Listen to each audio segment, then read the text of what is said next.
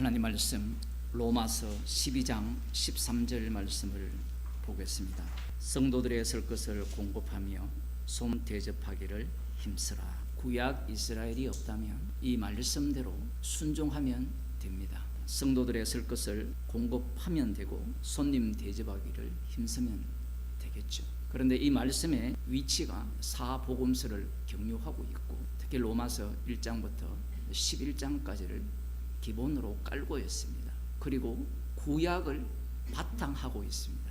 읽어보면 복잡하고 배경 지식이 없으면 이해 못하고 그러면 이제 화를 냅니다. 하나님께서 왜 이렇게 복잡하게 말씀을 하시느냐. 그래서 등장한 게 성령 받으랍니다. 성령 받으면 성경이 간단하다는 거예요. 과연 간단하냐라는 거예요. 그런데 하나님께서 인간을 만드시고 이 죄 가운데 벌어주신 이유가 뭐냐면 긍휼을 베풀기 위해서 그래요. 긍휼을 베푸시려면 우리가 어떤 위치에 있어야 되느냐라는 거예요. 개혁주의가 되었던 칼빈이 되었던 루터가 되었던 이 서신서 뒷부분으로 오기만 하면 어디로 돌아가느냐면 유대교로 돌아가요. 모두가 다 무엇을 이야기하느냐면 행위를 이야기를 해요. 말은 믿음인데 말씀이 예수님에 대해서 증거하고 있는데 사람들은 자기 구원을 포기를 하지 못해요. 이 본문을 통해서 자기 구원을 포기하는 자가 나오고요. 이 본문을 통해서 자기 구원을 더욱더 확고히 하는 자가 나오게 되어 있습니다. 그래서 우리가 구약을 봐야 되는 거예요. 출애굽기 22장 21절을 보겠습니다. 너는 이방 나그네를 압제하지 말며 그들을 학대하지 말라. 너희도 애굽 땅에서 나그네이었음이니라. 너는 과부와 고아를 해롭게 하지 말라. 약속의 땅에 들어가면 고아와 과부, 이방 나그네, 객이죠. 이들을 해롭게 하지 말라는 겁니다. 잘 이해를 해야 돼요. 이들을 돌보라는 이야기입니다. 가만히 내버려 두면 안 된다는 거예요. 왜 그러냐면 너희들도 애굽 땅 종되었던 곳에서 인도함을 받았기 때문에 그래요. 하나님께서 십계명을 말씀하실 때도 똑같이 말씀합니다. 20장 1절에 보면 십계명을 이해할 때 이 말씀이 빠져버리면 십계명 자체가 해석이 안 돼요. 함무라비 법전처럼 해석을 해요. 이 율법은 함무라비 법전보다 후대에 기록됐기 때문에 그것을 참고했다라고 이야기를 해요.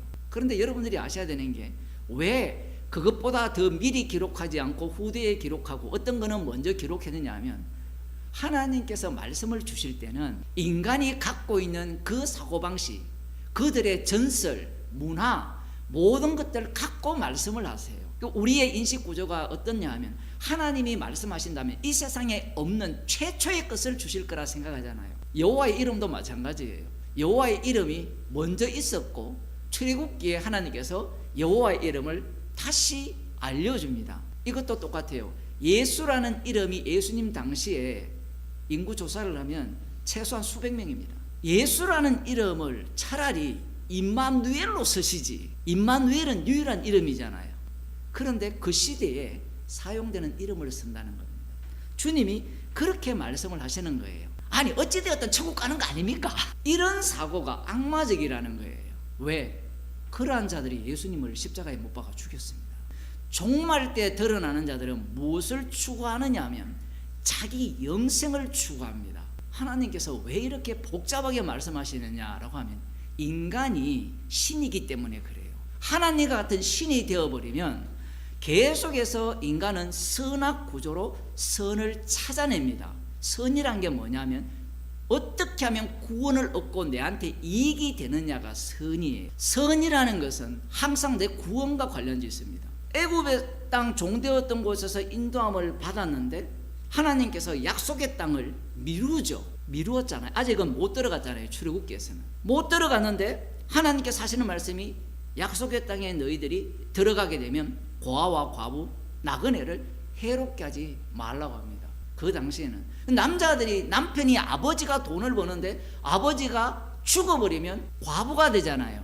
그럼 과부는 얻어먹어야 된다는 거예요. 지금은 가능한데 직접적으로 그들을 구제하라고 말씀을 하시는 거예요.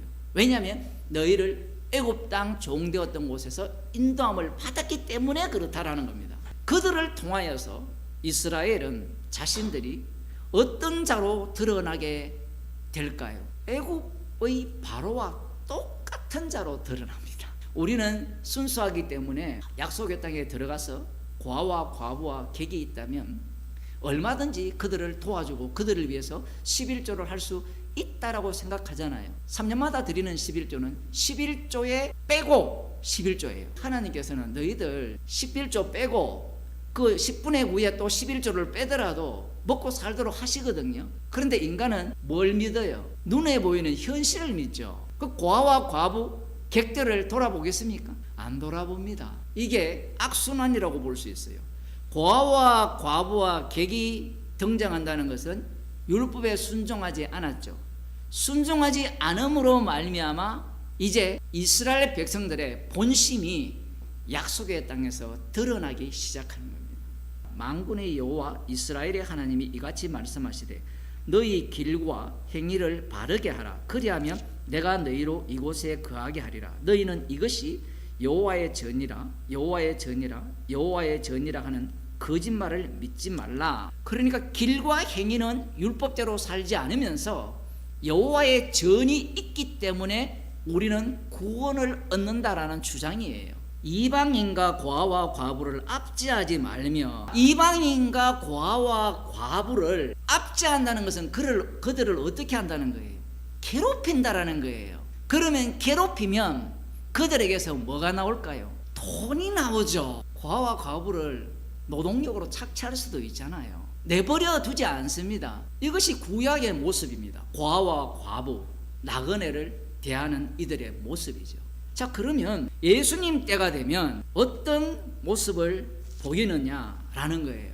예수님이 마태복음 23장에서 외식한다라고 할 때 뭐가 외식이냐면, 우리가 조상 때 있었다면 선지자들을 핍박하지 않았을 것이고 죽이지 않았을 것이다. 또 무엇이 외식이냐면 박하와 해안가 근처에 11조를 드리는 것이 외식이에요. 너희들이 아무리 완벽한 10분의 1을 말라기가 외친 그 10분의 1을 드리더라도 너희들은 외식한다는 거예요. 왜 그러냐면 박하와 해안가 근처에 11조를 드린 자들이 예수님을 죽여버립니다. 그 모습 자체가 뭐냐면 의와 인과 신이 없다라는 거예요. 결국은 그들은 무엇을 추구하느냐라는 거예요. 누가복음 16장에 보면 이 불의한 청지기 비유가 나옵니다. 이 청지기가 어떤 아이디어를 내느냐 하면 주인에게 빚진 사람을 탕감해 줍니다. 그만두게 하려고 하는 이 청지기가 주인의 소유를 더 허비하는 거예요. 그런데 이것을 두고 지혜롭다라고 하는 거예요. 여러분이 직원이 돈을 계속 빼먹는다 치면 아이고 너 참 지혜롭겠구나 이렇게 칭찬해야 되죠. 그렇게 할 인간은 없습니다. 예수님은 영이시거든요. 아버지께로부터 오셔서 이 땅의 언어를 갖고 말씀을 하세요. 예수님께서 이렇게 말씀하시는 취지가 뭐냐면 내가 너희에게 말하노니 불의의 제물로 친구를 사귀라. 그리하면 없어질 때에 저희가 영원한 처소로 너희를 영접하리라. 이 말씀 아무리 해석해도 이해가 안 돼요. 불의의 제물로 친구를 사귀라. 타켓이 누구냐면 바리새인이에요. 지극히 작은 것에 충성된 자는 큰 것에도 충성되고 지극히 작은 것에 불의한 자는 큰 것에도 불의하리라. 이런 말씀을 하시는 거예요. 도무지 이해하지 못하는 말씀이죠. 간단하게 말씀드리면 이 말씀에 해당 사항이 누가 있냐면 사도 바울입니다. 사도 바울이 복음을 열심히 전했잖아요. 그런데 그가 자신을 뭐라고 규정하느냐면 죄인 중에 개수로 규정을 해요. 그러니 그가 하는 모든 일들이 무엇이 되느냐면 불의가 돼요. 십자가를 전가하는 불의가 됩니다. 지금 이 바리새인과 서기관들이 돈을 사랑하기 때문에 비웃죠. 불의의 제물로 친구를 사겨? 이걸 확장시키면 이제 이것이 무엇과 연결됩니까? 헌금과 연결되거든요. 오늘 본문과 성도들의 설 것을 도우라와 연결돼요. 십자가 피를 전가하지 않는 헌금은 헌금이 아니에요. 바리새인과 서기관들이 돈을 사랑함을 아시기 때문에 이 말씀을 갖고 온 거예요. 그러면서 하나님과 재물을 겸하여 섬길 수 없다라는 말씀을 앞서서 말씀한 거예요. 요한계시록에 보면 마지막 때 나타나는 바벨론이 뭘 갖고 장난을 칩니까? 표를 받지 않으면 매매를 못하게 하죠. 돈이에요. 돈. 율법을 해석한 그 유대인들이죠. 그들이 짐승인데 율법을 제대로 해석하면 짐승의 모습이 어떻게 드러나느냐 하면 자기 영생은 기본이고 거기에 돈이 관련되어 있습니다. 돈은 권력과 맞물려 있어요. 이게 종말 때 나타나는 현상이에요. 그래서 예수님께서 불의의 제물로 친구를 사귀라 할 때, 불의의 제물로 친구를 사귀면 성도 같은 경우에는 자기의 죄만 나타나요. 불의의 제물로 친구를 사귀면 내가 돈을 사랑하는 죄인이구나 라는 것이 드러나게 돼 있어요. 여러분, 돈을 사랑합니까? 주님을 사랑합니까? 이건 언제 드러나는가 하면 돈이 없을 때 드러나요. 돈이 있을 때는요, 나 돈 사랑하지 않습니다. 그러면 목사님, 돈을 사랑하지 않으면 구원받습니까? 또 보세요. 질문 자체가 자기 구원에서 못 벗어나요. 말씀을 어떻게 해석하더라도 나의 구원은 포기할 수 없다는 식으로 해석을 하는 겁니다. 11조라는 것은 고아와 과부와 객과 레인들을 위해서 사용이 되거든요. 그러니 이들이 11조를 한 거예요.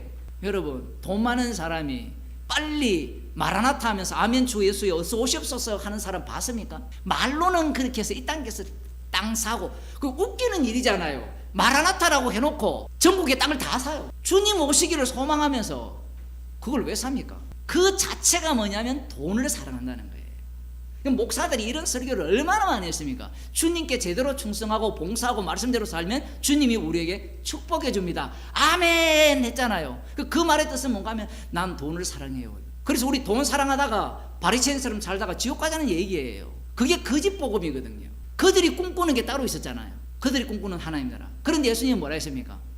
성령이 임하면 땅끝까지 이르러 내 정인이 되리라. 내 정인이 되리라와 이와 같이 하라가 같은 말씀이에요. 행위가 아니라 그게 믿음이에요. 아브라함과 다윗의 믿음이 어떻게 보였습니까?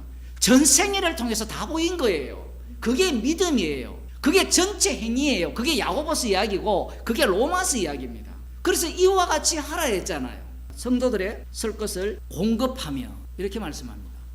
아니, 화목제물의 피로 다 구원을 얻었다면 이렇게 살 필요 있습니까? 없습니까? 구원론 중심인 자들은 이 말씀이 필요가 없어요. 선택이에요. 해도 되고 말아야 되고. 그래서 많은 사람들이 이런 본문에는 귀를 안 기울입니다. 그런데 예루살렘 교회를 보세요. 사도행전을 보면 이 구제에 힘쓰기 위해서 뽑힌 7 집사가 다 빠져버립니다. 왜 구약에서 과와 과부를 말씀하셨는지, 애굽 땅 종되었던 곳에서 인도함을 받은 인도하여낸 여호와 하나님이라, 이분을 전가하기 위한 율법이에요. 그럼 이스라엘은 이것을 위해서 만들어졌고 전체 여정을 겪었던 거예요. 성도들의 설 것을 공급하며, 이 말씀이 얼마나 어려우냐 하면, 지금은 이 시대와 달라요. 그 시대는 가난한 자들도 많고 어려운 자들도 많잖아요. 지금은 이 국가가 다 보장해 줍니다. 보장을. 근데 먹고 사는 문제가 아니라 더 잘 먹고 살려고 하니까 문제인 거예요. 성도들의 설 것을 공급하라면 이게 어떤 문제가 발생하느냐 하면, 설 것을 공급을 했어요. 공급을 하는데 공급한 당사자는 은혜로 했다라고 하잖아요. 은혜로 했으면 죄인 중에 개수가 돼요. 죄인 중에 개수가 된다면 나는 죄를 지었다가 돼요. 공급해 준 것이. 그런데 이 은혜로 해준 사람이 언제 뿔따구가 나느냐 하면, 설 것을 공급해 주는데 상대가 첫째 고마워하지 않아요. 우리는 이 말씀을 한 번만 딱 보고, 야, 설 것을 공급하라 하셨으니까 그래, 우리가 주님 말씀대로 공급하면 되지 라는 태도가 나올지 모르지만, 공급하라가 계속이에요. 언제까지? 성도들이 주의 이름으로 모여서 해산될 때까지. 성도들의 설 것을 공급하라, 이 말씀 자체가 얼마나 우리의 죄의 깊이를 드러내는 말씀인가 라는 겁니다. 마태복음 25장 31절을 보면 우리가 너무나 잘 아는 예수님의 비유가 나오는데, 이 양과 염소의 비유인데, 여기에서 예수님께서 누가 이 영생을 상속하고 누가 이 영벌에 가느냐라고 하면 소자에게 대접한 것이라고 이야기해요. 소자에. 내가 벗었을 때, 옥에 갇혔을 때, 줄일 때, 목마를 때 대접한 자가 예수님께 했다라는 겁니다. 앞부분에 열처녀 비유가 나오잖아요. 기름을 준비한 자와 못한 자가 있거든요. 그러면 시간이 지나면 성령 받은 자, 못 받은 자, 이걸로 해석할 겁니다. 그 다음 두 번째 비유에서 달란트를 남긴 자, 남기지 않는 자가 또 나와요. 그 세 번째 비유에서는 나는 한 적이 없다가 돼요. 구원론 중심으로 이 말씀을 해석을 하게 되면 해석이 안 돼요. 사람들은 이걸 연결을 못 시키죠. 구약 이스라엘 보세요. 구원의 의미, 출애굽의 의미를 40년 동안 보여주는 거예요. 그 출애굽의 의미를 보여주는 겁니다. 성도들도 마찬가지예요. 너희 몸을 하나님이 기뻐하시는 산 제물로 드려라. 이것이 바로 하나님이 기뻐하시는 산 합당한 섬김이라고 하죠. 합당한 섬김. 그리고 입증하라고 하죠. 입증하라. 뭘로 입증합니까? 몸으로 입증하는 거예요. 이스라엘이 그 출애굽기 20장 1절에 나오는 그 내용을 입증했어요. 입증해버리니까 40년 동안 진멸한 거예요. 그러니까 이걸 정답으로 보려고 하는 자들은 이 해석을 어떻게 하느냐면, 우리가 나그네를 잘 대접해야 천국 갑니다, 이렇게 해석을 합니다. 실제로. 그러니까 지금 이들은 이 말씀을 보면서 십자가를 밝히 보지 못하는 거예요. 지금 주님의 말씀의 취지는 십자가 사건을 일어나는 현장으로 자기 백성을 부른 겁니다. 자기 백성을. 그러니 성도는 사도 바울처럼 십자가 외에는 자랑할 것이 없는 그것이 나와야 되거든요. 그런데 이 본문들을 보면서 계속해서 어떻게 하면 구원을 얻을까에 관심이 있는 거예요. 그러니까 정답을 찾아내려고 하죠. 믿음으로 구원 얻느냐, 행위로 구원 얻느냐, 이거 뭐 논리와 논리가 부딪히면 답이 없어요. 그러나 믿음으로 구원 얻는다라고 주장하는 자가 그 믿음을 갖고 믿음의 실체가 십자가를 이야기하게 되고, 행위로 구원을 얻는 자가 그 행위의 실체가 십자가를 이야기하게 되면 하나가 돼요. 서로 다르게 표현하더라도 십자가를 전가하는 말씀에서 하나가 될 수 있다고. 죄인이 되기 때문에. 그런데 그들이 구원론으로 들어가기 때문에 이 올바른 지식이야말로 우리를 구원합니다 라고 생각을 하는 겁니다. 나그네가 누구냐? 로마서 12장 13절에 나오는 성도들이. 이제 이 교회가 초창기 때는 말씀을 잘 들어요. 근데 시간이 지나면 어떤 자들이 등장하느냐 하면, 나도 죄인이고 나 죄밖에 안 져. 다 죄밖에, 무슨 죄를 짓고 있는데 지금 말씀 속으로 들어가려고 하지 않는 거예요. 죄인이라 해놓고 죄를 안 지으려고 해요. 근데 이게 무엇과 연결됩니까? 성도들의 쓸 것을 공급하라와 연결되어 있어요. 그러니까 말씀 자체가 이 동전의 양면과 같이 정반대되는 이야기를 하는 겁니다. 그러면 이 악마 같은 인간들은 취사 선택을 해요.